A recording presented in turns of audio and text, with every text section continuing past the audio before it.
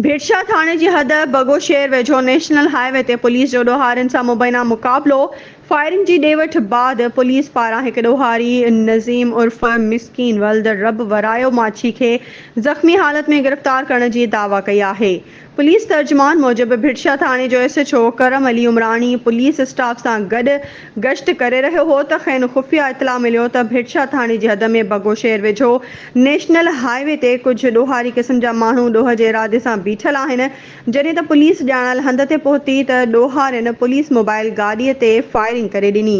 जवाबी फायरिंग में पुलिस हिकु ॾोहारी खे ज़ख़्मी हालत में गिरफ़्तार करे वरितो।